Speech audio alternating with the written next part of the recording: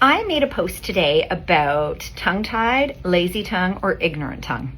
And I just wanted to explain that a little bit. So many people could have a tongue tie that does not affect them in any way. I have seen tongue ties that were so obvious, almost to the tip, but that person has no jaw pain, no digestive issues, a nice big palate without crowded teeth. Their body has compensated and functioned optimally. Wonderful. Now, I've seen people who I could barely even tell they have a tongue tie. But when we do a couple assessments, we're like, oh, this is why you have jaw pain. This is why you're clenching and grinding your teeth. This is why you're snoring and have sleep apnea. This is why you might have those digestive problems.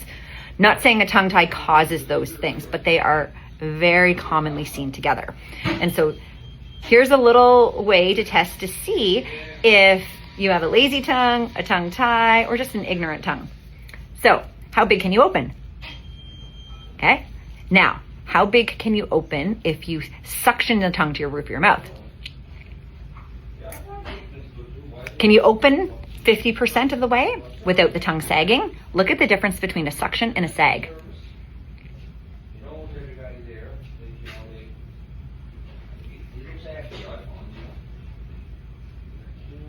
Okay, it's a big difference. So, another way you can see if you have a tongue tie is when you move your tongue back and forth, does your chin move? Or does it do this? And another way, here's the big kicker. Find out whether or not your sore neck and shoulders are because your tongue is tied and every time you have to swallow, you're pulling on this whole chain of muscles. Hold the floor of your mouth down. Now can you lift your tongue? If you can't lift your tongue when your floor of your mouth is held down, you might have a tongue tie, especially if you failed those other things. Now, maybe the tongue's just lazy. Maybe you just started mouth breathing as a child out of habit, out of illness and sickness, or out of mimicry of seeing a parent do it. If so, the tongue is just resting on the floor of your mouth and it doesn't know to get up to the roof of your mouth. It doesn't have the strength and endurance to get to the roof of your mouth. That's the lazy part. Now, the ignorant part is the whole you didn't know. Many people have the tip up to the spot, but they don't have the whole tongue suctioned. Now, babies are born obligate nasal breathers.